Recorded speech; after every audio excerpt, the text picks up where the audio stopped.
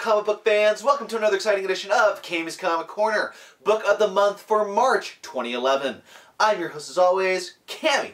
Now, yes, I do apologize in advance for releasing this Book of the Month a couple days into March already, but good things come to those who wait, and just part of the timing, part of the events happening in this with this team, I decided this would be a good selection for the Book of the Month. So I give you, from Marvel, the new Fantastic Four, written by Dwayne McDuffie and art by Paul Pelletier. Now, this happened right after Civil War, the big event a while ago, a couple years ago.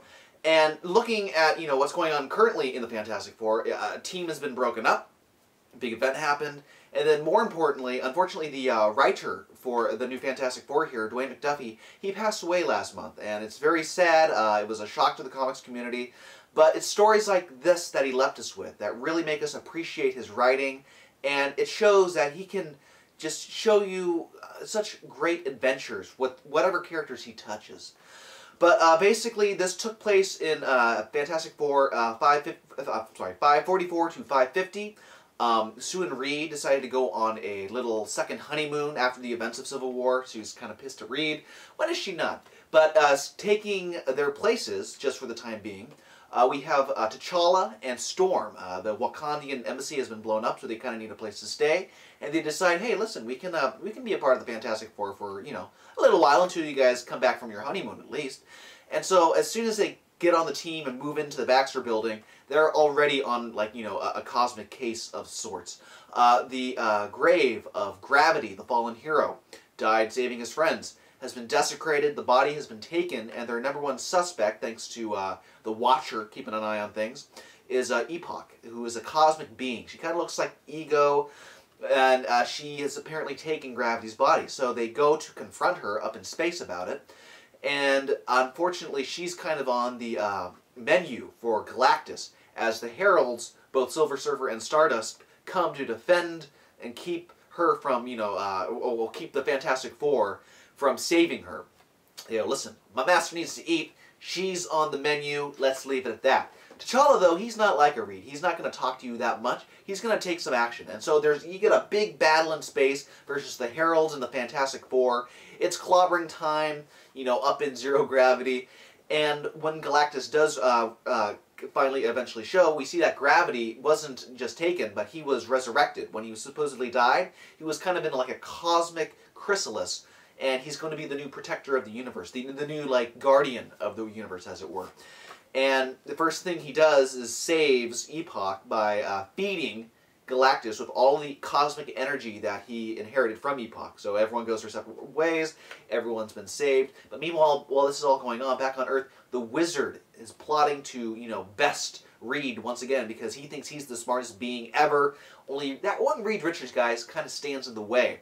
So this causes Reed to take a break from his vacation, as he first discovers some sort of like a Voyager 1 of sorts from the other end of the galaxy. And while him and Dr. Pym are examining it, Sue gets kidnapped by the Fearsome Four, and the Wizard, shows Reed that, oh, look, I got your wife and I'm going to kill her.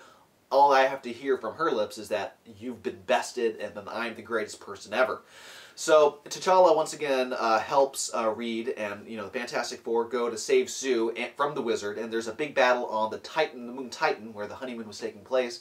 And once again, the Wizard gets bested by his own ego. Like, he thinks that none of these guys can touch me. T'Challa, never heard of him. Storm, please. Fantastic Four, I'm just a bunch of little kids. Reed Richards, I should have killed you. I should have planted that bomb, and you should have died upon takeoff in your little hovercraft there.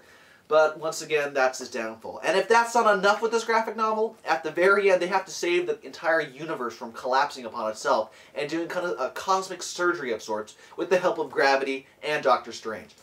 So while the art is just gorgeous throughout all this, and you really do get to see a great Black Panther, a great Storm, a great Fantastic Four rendition, plus all the cosmic events going on, you also get such an enjoyable story from Dwayne. And he said in interviews prior to coming onto the book that was one of his lifelong dreams, was to write for the Fantastic Four. And so just to know that he was able to, live up and cross that off his bucket list before he unfortunately passed, it makes me feel good in here because he told one hell of a story. I'm sure he had this stored up inside of him for many years, and he finally had the chance to share it with the rest of us. And something interesting about this run is while he was working on the Fantastic Four series on Marvel here, over at DC, at the same time, during the same couple of months, he was also the writer on the Justice League. So he was one of like the few writers ever to work on two teams, two different companies at the same time. And it's pretty spectacular that he was able to deliver on all accounts. So that is the book of the month for the month of March. If you want the written review, which I highly suggest you go and read, you can head on over to www.cammyscomiccorner.com. Click on the Book of the Month tab, usually BOTM because I like abbreviating things, and then go have a little gander at that. Also, you can leave a review on iTunes. You can go purchase the app at the iTunes store and in the Android market. And please, leave a review, show people that, hey, I enjoy this stuff, and it'll help more viewers come to find me and share the wealth and all these great stories that we will read and then pass on to our own grandchildren.